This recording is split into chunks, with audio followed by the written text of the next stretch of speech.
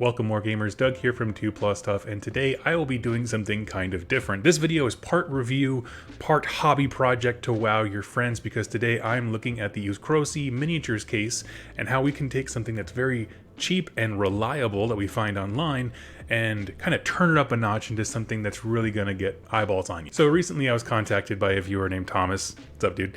And he is starting a small business where they make MDF cases, specifically for war games, miniatures, that kind of stuff. Not so much display cases, but somewhere between display and a carrying case that you can take with you to your local game store. This is what it looks like online. The price point sits at $109 on Amazon, shipped to you via Prime. That's a pretty stellar deal compared to some of the other cases that I have reviewed here on this channel. But then I got to thinking, you see, the other cases that I own are all either fabric or covered in fabric, right? Either it's foam or something like that. My KR case is 2 cardboard boxes inside a backpack. This is the first case or storage option that I've had that I felt like I could have fun with, because you can paint on MDF. So what do I want to paint? And that's when I thought we could do something cool with this review. Not just have it be a very basic product review, but level it up and turn it into an awesome hobby project to get you excited. So let's kick it off by talking about this case. Thank you so much, Thomas, again, for sending me this guy. The miniature carrying case by Uskrosi is shipped to you in a pretty small package, actually. It's about the height and width of that acrylic panel in the front. One of the things that was very important to me as I began unpacking this was just seeing how they packaged it, like literally packaged it, because things that I've had that are MDF before have had chipping, scraping, splintering of the wood. This thing came in solid. It is a 1/4 inch MDF rather than something a little bit flimsier, so there was not really much room for anything to be broken. Now, there's exactly one trick when it comes to assembling this MDF case, and once you learn that trick, the whole thing goes together very, very quickly, and that's how these nuts and bolts work together. You're going to hold the nut in this little gap space right here, and then feed the screw in through it, and then tighten it from there. Now, these screws have a ton of thread on them, so you might be tempted to go grab a power drill and just to speed it up, but I do want to warn you here, you don't want to do that like when it gets close to the MDF, because a power drill does have enough torque in it to shred MDF. So if you're not going to like do the hand turning thing, which I did because it's a review. I have to review the tools that it comes with, a little screwdriver, which is great, but it's, you know, it's time consuming. But once you learn how to do that operation, the whole thing is just a bunch of those. So with that lesson learned, you can then put the baseboard down. You're going to put the back on it first. One thing here, as you're looking at it from this point, make sure that there are 2 small nubbins facing upwards on the baseboard of this thing. You'll see what those are for in just a bit. Next, we're going to add the sides, the ceiling of the entire contraption, and that has 2 screws that are very self-explanatory that go through the top, and that's going to function as your handle. Then you can slide your trays in, and those little nubbins I talked about, you'll see at the top on the roofing of this thing, there's a little hole, square hole. You're given 2 long rods that feed down this, and these are meant to keep the trays from going too far forward in case of travel. If you're just using this thing as a display case, like in your home or something like that, you don't really need those if you don't want to do anything with them. I kept mine because I want to take them to a local game store, and there's like a 1/2 inch of good room, so if you have a very hot top heavy model, you're going to want to secure that a little bit, meaning don't toss the rod. In terms of hobby time, just building the thing to completion took about 35 to 40 minutes, but also keep in mind I had to undo a bunch of those screws because I put the base on upside down at first, so that kind of ate into my time, but it went together very quickly. Like I said, there's one kind of attachment, and it just takes forever to screw it into place. Now, to review this as a finished product, now that it's all assembled and everything, I really like it. I had a lot of concerns that this was going to be a bit too rickety, specifically with it bowing to the left and to the right, but I've never had an MDF project that used so many secure nuts and bolts before. This thing does not like shimmy at all. There's no room. I was expecting to need wood glue, did not need an ounce of it.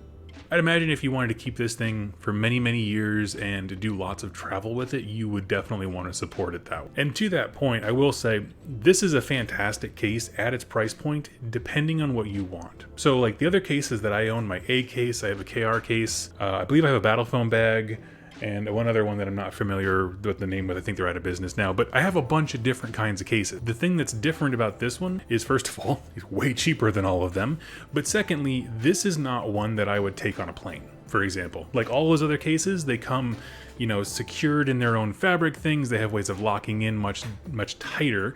So if you're someone who's going to be traveling to conventions and you want to bring this thing and you're going airline in any capacity, skip it. That's not for you. If you're someone who just goes to your local game store weekly, bi-weekly, and you just want a cool looking shelf that's going to hold all your minis, keep things together nice and secure, and you can just grab it and go, this is for you. But I wanted more out of this case, friends.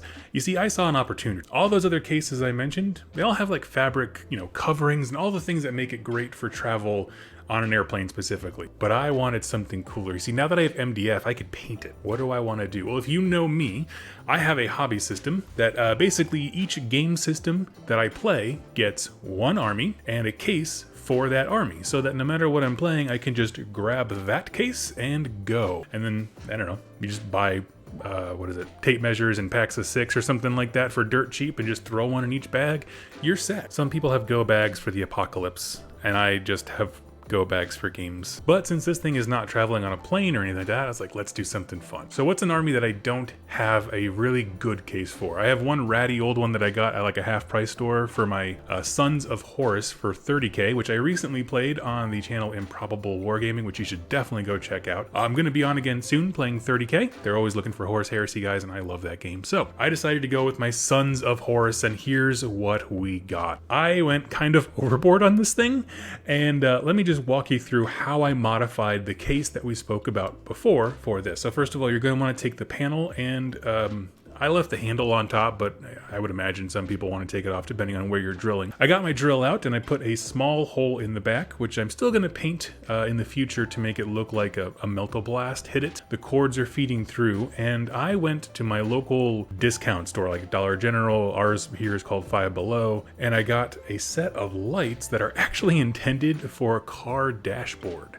It's just these cheap flimsy things for $4, and I fed the USB drive through that hole, attached the lights as they give you adhesive things on the back, and I also at that same store picked up a small battery pack, 5,000 milliamp battery pack. So first things first, we have to drill the hole to make sure we know where all the stuff's being fed through, kind of outline where you want all these different trays to go. One thing I forgot to mention earlier, you're given 5 trays, but depending on the kinds of models you have, if you have a lot of tall things like say Puskoil Blightlords for Age of Sigmar or something like that, some of those big canoptic things for 40k in the Necron section, you're not going to be able to fit all 5. The height's just not there. However, as I mentioned in my A-case review, I use these trays as like my hobby progress thing. Like I put a batch of models on one tray and throw it in the closet. When I'm done painting whatever is on my current tray, I grab the next one. And that just kind of separates things and keeps them from being a little bit too overwhelming. Grabbing some paints at the craft store, I decided to attack this sucker. I mapped out all the different sections I wanted. I wanted hazard stripes. I love hazard stripes. Not enough to be an Iron Warriors player though. And you could easily do this with like actual hazard duct tape or something like that. I just wanted to do it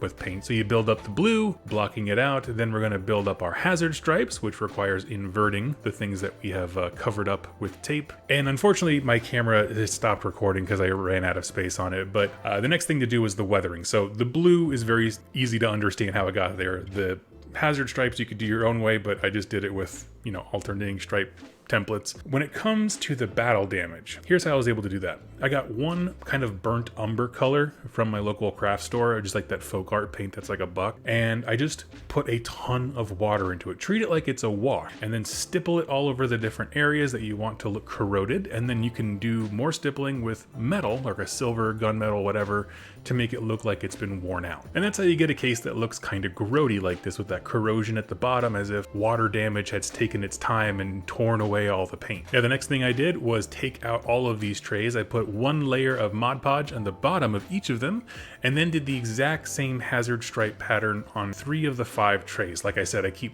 a couple out just for my own hobby progress, but for 3 of them, I outlined them so that they look kind of like a loading bays on a drop pod, I don't know, deck or something like that. I thought that would look cool. And again, at the craft store, I grabbed the Roman numerals for my Legion, and this thing was off to the races. I have been taking so many pictures of this thing because I'm just looking at it right now on my shelf. It makes me so happy. It's just the coolest little thing. And everywhere that I've shared it with Horus Heresy groups, people are like, what the hell? Where did you get that? Or like, how did you do that? You can do it with any Legion. Obviously, You don't have to do hazard stripes, that's what I chose to do, but the idea is just taking a simple box and really upgrading it to the nth degree as much as you want to or can. Some other things that I had considered doing that I just didn't have time for before this video was those rods that feed down. They're a 1/4 inch by a 1/4 inch. I was thinking about replacing those with like a brass rod. Wouldn't that look so sharp? Because then that way if you are traveling with it, you would see the nice little brass lines on the side. One point I thought about getting a whole bunch of like bits and bobs from old computer parts or construction stuff and kind of just having like gear on it, which I would do if it was like a Mechanicus type thing, just kind of like a Ghostbusters toy, right, where it's a base thing and you just add a bunch of gadgets, gizmos, wires, cords that don't go anywhere, gauges, that kind of stuff. So you can really do whatever you want with it. Drilling through this sucker, I will say, take your time. Please just take your time. If you go too fast with MDF, if you're coming through the bottom, if you go too hard on the other side, it'll like burst open and kind of shred the MDF. You don't want to do that. But if you just go real slow, it will burrow through with the drill bit. All in all, this case is a blast to make, and I really do hope, I don't know, everyone that I shared it with seems to really enjoy it, and I hope you guys do as well. Give it a try, and I have all the things that I used to build this in my description down below.